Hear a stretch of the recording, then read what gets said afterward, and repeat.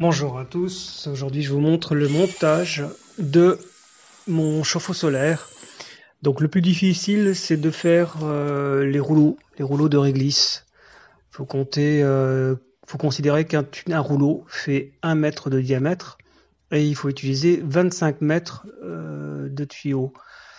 Approximativement pour une piscine de 10 mètres cubes, 10-15 mètres cubes, faut 2 rouleaux, donc 50 mètres. Donc j'avais une palette, j'avais une vieille tige filetée, ça c'est une barre qu'on utilise pour les cuisines meubles Ikea. Et voilà, quand on déroule, voilà, la difficulté, c'est ça, c'est de bien enrouler le tuyau et de bien serrer. Il faut vraiment qu'il n'y ait aucun espace. Ça, c'est le plus important. Il faut vraiment que ce soit optimisé. Il faut un serrage maximum. Le centre, on est sur un diamètre de 12 à 14 cm quand on se débrouille bien. On arrive, voilà, à avoir un très beau rouleau, bien plat, bien serré, et ça, c'est impeccable.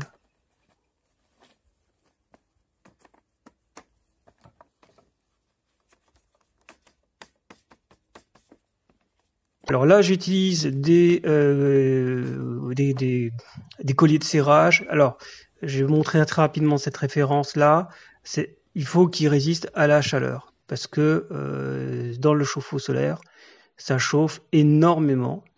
Donc, si on met des colliers de serrage standard, ça va être de la guimauve, ça va pas tenir, les tuyaux vont jouer, ça va se chevaucher, voilà, ça va pas marcher du tout. Voilà. Donc, il faut utiliser des bons colliers de serrage qui sont étudiés pour résistant à la chaleur. Voilà, cherchez les mots. Donc je commence, j'ai fait quatre chemins, voilà, tout simplement. Les premiers sont les plus difficiles. Et donc, comme vous pouvez le constater, au début, j'ai mis des petites fils de fer, là, hein. Mais une fois les colliers de serrage en place, les fils de fer sautent, hein, ils dégagent. Et voilà, et après, bon, il en faut beaucoup, beaucoup, beaucoup. Je crois que j'en ai utilisé 300, voilà, 200-300. 300 colliers de serrage et ils sont chevauchés l'un sur l'autre, voilà. Et une fois qu'on a les 4 chemins, hein, on voit bien les 4 parois, et ben ça ne bouge plus, c'est impeccable. La planche, j'ai pris de l'OSB 13. Alors là, vous voyez, j'ai peint, enfin, on a peint en noir, et ça ne sert à rien. Ça ne sert strictement à rien. On verra plus tard, mais en gros, le mieux, c'est mettez un isolant et mettez du papier d'alu, mettez quelque chose de plutôt une bâche noire, enfin peut-être pas une bâche noire, mais mettez autre chose. Moi, j'ai fait autre chose, j'ai utilisé du papier d'alu et que j'ai agrafé bêtement. J'avais utilisé des plaques de polystyrène qui me restaient et bon, tout doit avoir fondu, mais bon, on s'en fiche. Enfin, en gros, l'idée c'est que le chauffe-eau solaire à l'intérieur, bah, ça va être noir pour attirer un maximum de lumière, un maximum de chaleur, mais en fait, la peinture comme ça, c'est de la peinture bois, ça absorbe beaucoup, ça boit beaucoup, ça fait et ça reflète rien, ça renvoie rien du tout. Donc c'est à éviter. Bref, donc là, bah, tout simplement, après, j'ai fait mon coffrage.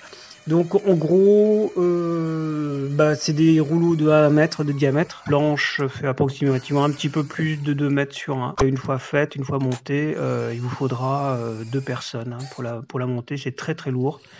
C'est plein de vide, mais c'est très lourd. J'ai utilisé des tasseaux même pas traités. Rien, c'est juste des tasseaux de pain classiques. De toute façon, ils sont tellement serrés partout que ça ne bougera pas.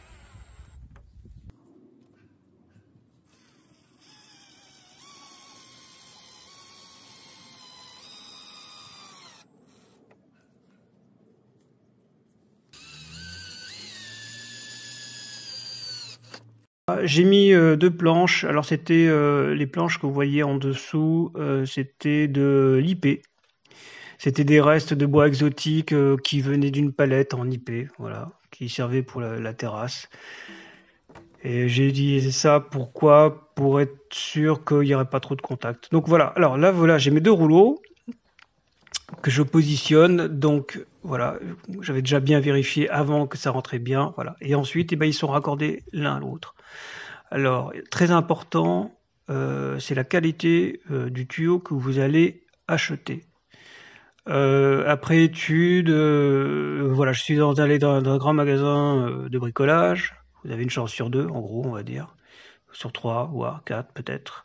Mais en gros, voilà, vous allez tomber sur une marque quelconque, asiatique ou peu importe, et vous allez très vite vous rendre compte que le tuyau n'est pas facile, n'est pas très souple.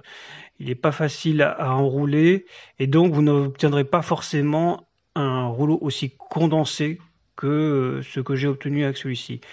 Donc moi j'ai utilisé comme tuyau la marque Klaber, tuyau Klaber. Et voilà. Et ensuite, le raccordement se passe bien. Voilà, prochaine étape, les tests.